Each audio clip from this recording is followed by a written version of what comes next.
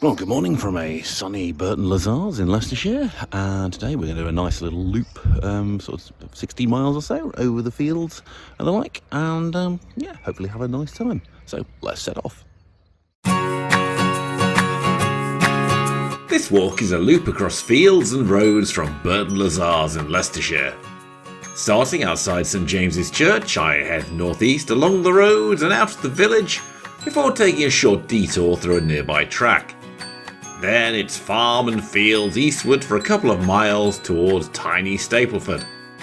Then I head north along the road, over the River Eye, and then east on the B road to Saxby village. From here I go southeast along a challengingly marked route for a mile or two over some more fields to emerge on the fringes of Wymondham. I then take Glebe Road south for a while in order to pick up a curving bridleway and farm tracks which head through acres of farmland before the route fades out inside a field of beans. I circumnavigate the field alongside the Birmingham to Peterborough railway line to emerge at Whissendine junction.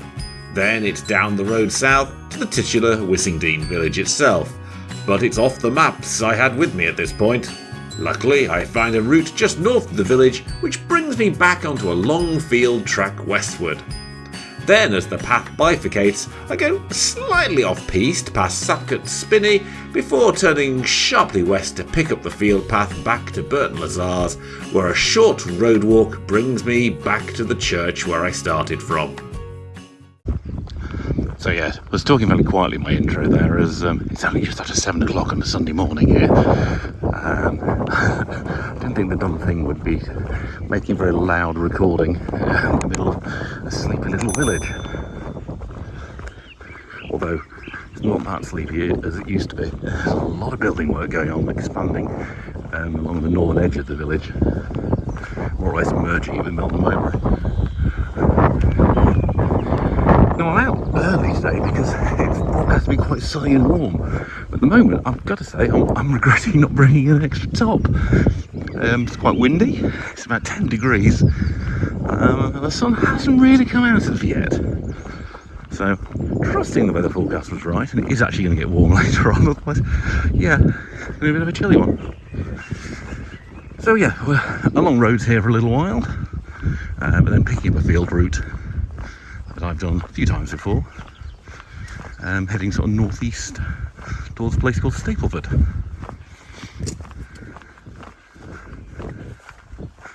Haven't actually been out this way for a couple of months, not since my marathon effort at the start of March. So yeah, nice to be here again, heading towards the Vale of Beaver. You see some lovely views over there. And that's kind of where we're heading. Well, we are now well and truly out of Burton Lazars, so I can actually start talking at a more normal volume and not disturbing the residents. We're only just a very short distance away from the village as it is, down this rather nice green track. Lots of foliage here. I think last time I came down here there wasn't quite as much foliage. But yeah. This is a lovely part of the world to come walking in. It does start off being reasonably flat and then gets a bit hilly the further you get towards sort of the Beaver Castle sort of area, and the Nottinghamshire, Leicestershire wolds. But for the most part, this isn't going to be too challenging a walk in terms of hills and the like. At least not on the route I've plotted. We are going to eventually skim down towards Oakham as well again, although not quite as close as we got last time. In the meantime, just enjoy this country track, I think. Yeah, I had forgotten that this bit of the route is not that well marked. Just a bit of guesswork so far getting across some of these fields. Just found a post deeply buried, very well rotted. So I don't think I'm going to be able to rely on spotting nice yellow posts for once, certainly on this section. Pretty enough, but because you're passing lots of farms, I was trying very, very cautiously not to go wrong. Good Lord, there's a hare, and there's another post. Good. That's slightly more comforting. I had to walk directly across one field full of crop where there was no route whatsoever. I'm absolutely on the right path, but farm hadn't cleared the route as of yet. It's a bit annoying. I do hate walking on young crops, but it's hard to take a massive diversion around the field. Which I really wasn't ready to do. You start doing that, you start to have every single field. The route gets a hell of a lot longer. Well, I didn't know when I had it so good with walking through a field of crops. Now walking through a field of nettles and tall and very wet grass. Got to say, this bit of the route has been as much about an orienteering and navigation challenge as actually walking any distances. Really not doing this at any great speed. And as the signpost pour, mapping is a little faint to follow. It's a very narrow footpath on the map, and the post I can see ahead is probably the clearest post I've had for a good mile. I'm going to be glad when I actually get to the next village, because I think I'm on the road for a little while then, which I'm going to be very grateful for. So here we are approaching Stapleford. It's not an awfully big place. You can see probably most of the houses are just ahead of us. After this, we've got a bit of road walking up to a place called Saxby. Not named after Bert Saxby, who managed Willard White's casinos in Diamonds Are Forever, I suspect. I could be wrong. I have to say, that was certainly a challenging stretch. There were many lovely bunnies and hares to accompany me, but in terms of route finding, my, that was a little confusing. I managed it without too much difficulty, I have to confess, but every time you come out to the field and you're going, I can't see the exit. Is that the exit? I'm not sure. Can be a bit of a challenge on some of these routes, particularly where you get to those areas where landowners or the county council aren't so great at putting route markers in. I didn't think I'd passed into Rutland, but I think maybe I have. That might explain why, unlike Leicestershire, the signage isn't quite so good. Still, if you're following this nice easy track for a couple of fields, then it'll lead us all the way to the road now. And then on we go to Saxby. Nothing I enjoy more than walking towards a blind summit on a busy country road. Spending most of my time listening out for any traffic coming this way so I can press myself into the hedge. Hopefully my head will be showing up. Oh, a path. Good, I don't have to rely on my head and hat showing up. Ooh, I believe we're passing over a railway line.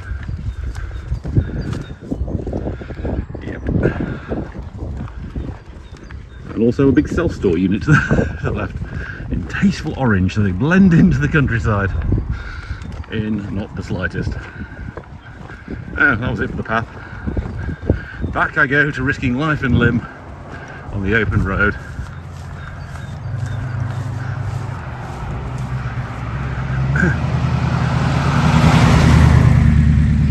Hang on, have I gone back in time? That would be very inconvenient. I've got things to do later on. Well, what was today? Quite nice to have some vintage cars out here. Maybe we'll see some more if we're lucky. Anyway, we're still heading towards Saxby at this point. Well, Saxby was very charming as always. This is the footpath out of it. I think it's safe to say it's a tad overgrown. Not too many nettles. I spoke too soon. There's a whole lot of nettles. Just about make out people have been down there. Anyway, we're across the field for quite a way now to the next village, whose name I'm not 100% sure about pronouncing. Daisy. Do I go through the gate or do I go there? It's going to be a map conundrum. Well, according to my map, I'm on this side of the fence. So, I think this is right. So, It's more beat up on this side, so it seems to indicate people will walk down it. Unusual though to have a gate.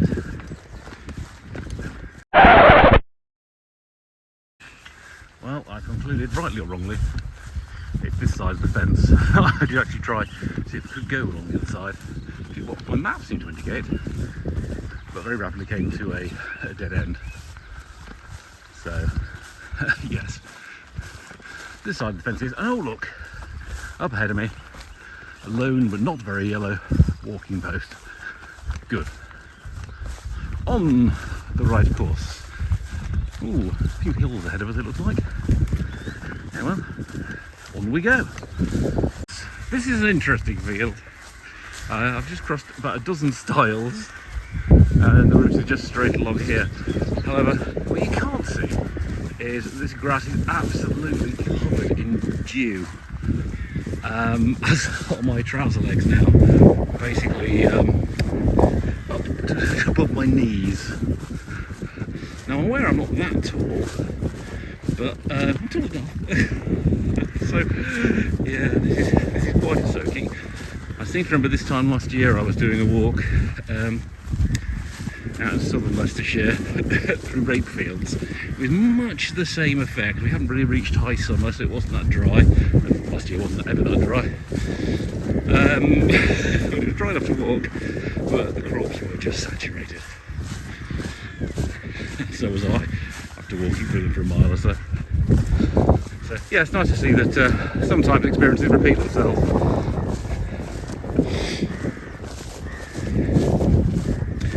It's a very pretty landscape, but I'm a very damp llama at the moment. Oh well, this took a little bit of finding, but we're going across an old railway line. I've just walked across a field where it really wasn't very visible at all. When you do this was absolutely hidden. Great to find it though.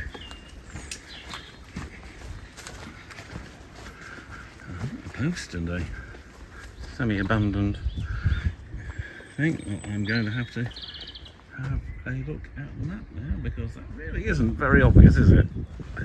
I've tied the post up, but it does suggest that I go straight to that barn. Can't be right. I'm fairly sure it's just directly across here, but going to check the map to be absolutely sure. Yes, there's a little trail I can see here. So if we go up a hill, I think this is the right route. That's the first house over there. So we must be on the edge of the village now. Wymondham. No, that's probably not how you pronounce it in the slightest. I shall rely on the captions guy to tell you how it's actually pronounced, because I've just clearly got it very wrong. Lovely buttercups here. I was out walking last week and fields after field full of buttercups, so it is the season for them.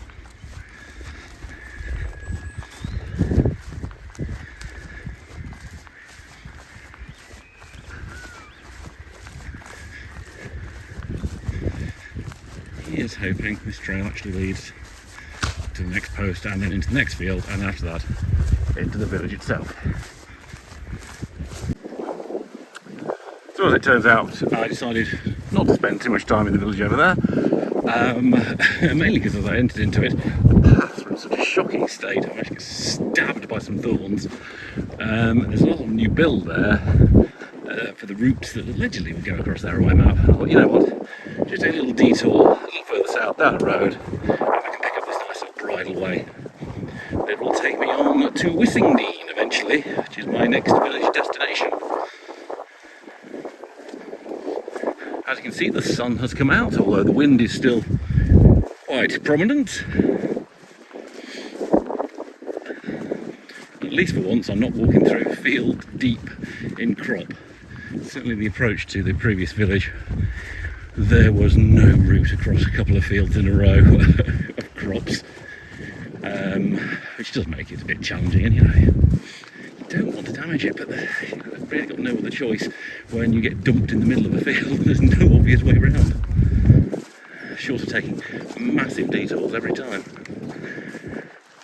I understand when it's young crops, but it's very mature crops. I think the farmer needs to have spent a little time just clearing that path perhaps. Stops people walking all over the place that way. Anyway, Whissendine is a good 2 to 3 miles away, I think, along this route, so you'll probably get a few little snippets from me as we beat our way along this trail. First horse of the day. You know, given this is an arable crop field, I think these ladies and their young are in the wrong field. Yes, in fact, that sound next to me says, "You have escaped in the field to my right." I hope the farmer's going to find you soon and put you back where you should be. Naughty ladies, look at you, you've got a hedge you're dragging with you. Oh.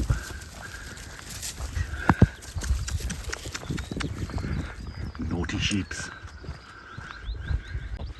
There are no signposts to confirm this, but this looks like the path. According to my map, this is probably the path. And since I can't see over the hill ahead of me, I'm going to decide it is the path. Ooh, broad beans aplenty in this field.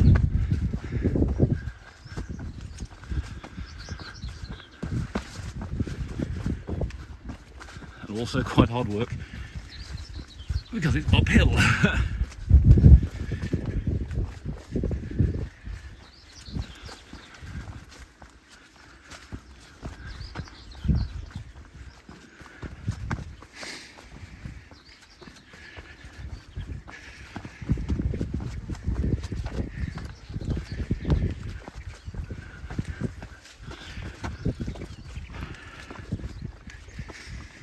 Oh, blimey. It's a nice view, but still no clearer.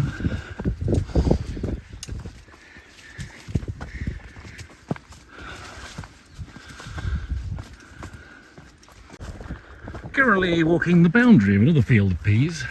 Again, no obvious route around it or through it, but I do appear now to be walking alongside the railway, which means I'm sort of on the right path. But yeah, definitely the signposts have disappeared for the last 2 or 3 fields, which has not made it overly straightforward to find this route. And because the farmer hasn't cleared a route through the field either, you can't even go, oh look, that's a very obvious route. But by keeping the railway to my right, eventually I will come across 2 exits to this field to the south that lead back onto the road, which is going to be good because I can reorient myself then. I mean, that's technically where I was aiming for in the first place. So, you know, probably put on a good half mile of diversion just trying to find my way around this absolutely colossal field of peas, which of course being on a ridge, there's no line of sight until you cross the far side, at which point you might, if you're lucky, be able to find a way out. Is that it? Is that the way out? There's a signal box. That's hopeful. It is! Oh, sweet, sweet freedom. Oh look, a very crappy footpath though. Yeah, that stands out so well with the greenery, doesn't it? So 2 things of note. 1, Whissendine station is over 2 miles from Whissendine village. And 2, I had forgotten this part of Leicestershire, Rutland, runs onto a 3rd map. I've been swapping between 2 maps, but this just goes off the edge. It's really irritating. I'd forgotten that. The Burton Lazers is very close to a point of other two maps at the corner.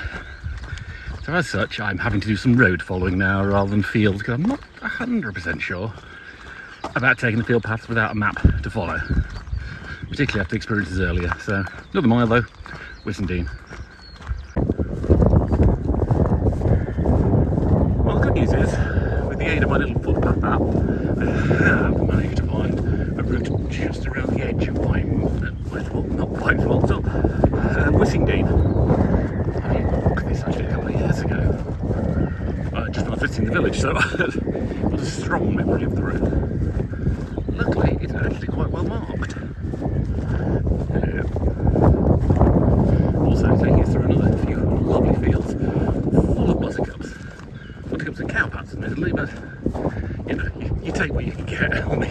yes. Ah, yes. That's the route that goes out to the top, if I remember correctly. I go left there, but I can actually carry on, as I remember. And that's what I'm going to do, because this should bring me out directly on the footpath I originally wanted to go on. But even though it's not quite on my map, will soon be on my map once I walk a mile or so down it. So, yes, I think I've managed to recover my route, but we shall see. And there it is, exactly where my map would have said it was, way out of Whissendine.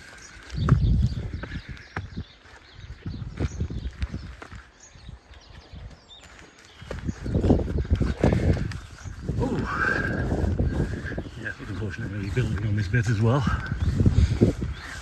You know, at least for now, there's a nice green corridor out of the village. Oh, it also feels like I've been walking uphill for the last 3 miles. Just slow but constant. I am hoping at some point there's a downhill slope. It's getting quite tedious. Oh, shade. Much needed, because as you can see, the sun has well and truly come out now. As a result, it's a lot warmer than it was when I started. So, still seem to be on course. I think I'm almost back on my map now. It's noticeable the closer I'm getting to Burton Lazars again, the more obvious the signage is. I clearly have passed back out of Rutland back into Leicestershire, because the standard's definitely gone up. Lots of long grasses to walk through today.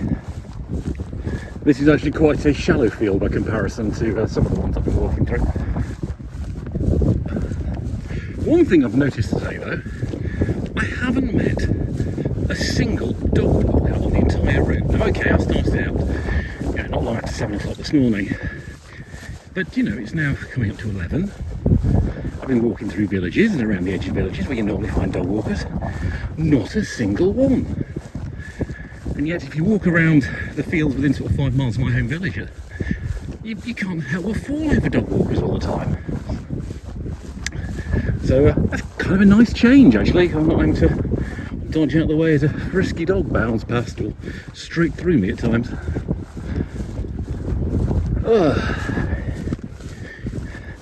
Must admit, my legs are saying, because of the heat, because of the amount of hills, and because of the endless wading through grass, they are getting quite tired.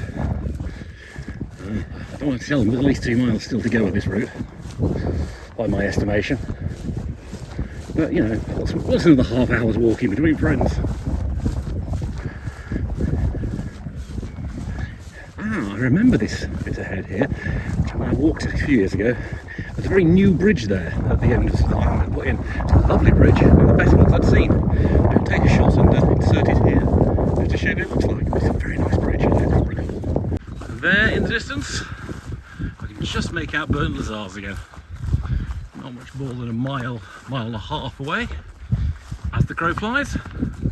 We're just going to go down through this field, and then start taking paths running pretty much back towards the village.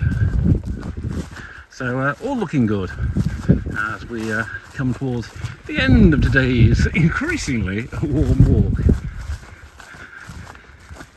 I must say, if I don't walk through a field full of grass anytime soon again, well, I'm going to have to, aren't I? Because it's that time of year. Thankfully, I did walk through only one field so far where they'd taken hay. Viewers of my videos last year will know that I regard walking through hay as like walking through green snow, because it is very hard going on your legs, particularly when it's not gathered in a way you can actually get past it.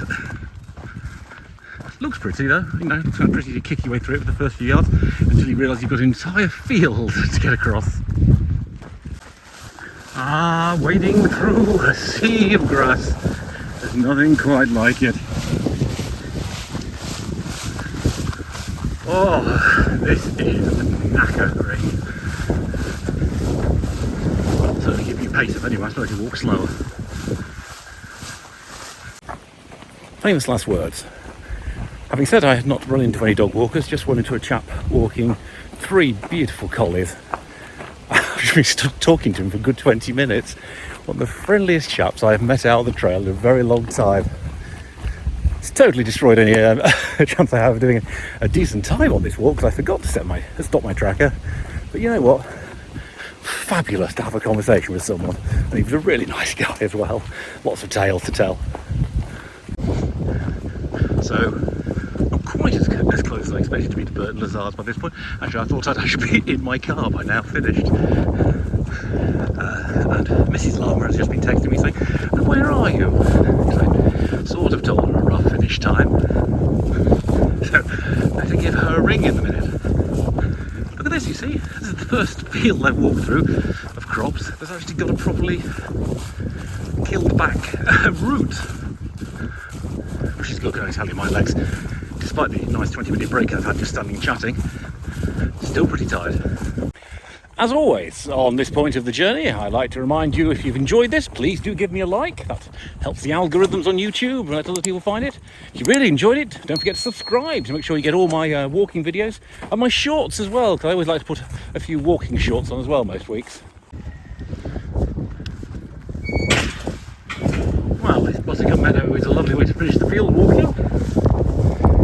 All I've got to do now is find the road exit over there, which I think I can see,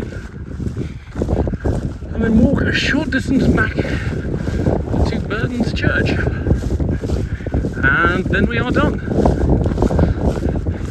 I have to say this has been a bit of a challenging walk, navigationally, hills, but enjoyable. And there we are, back at Burton Lazars churchyard, after what has been interesting, hot, certainly the fact the skies are blue now, and when I set off it was just grey and mist everywhere, is quite a change. It was nice setting off early, although I regret skipping breakfast to come and do this walk now because my legs are particularly tired. Anyway, I hope you've enjoyed it, and I'll see you back for the very next instalment of Walking with Llama Paws.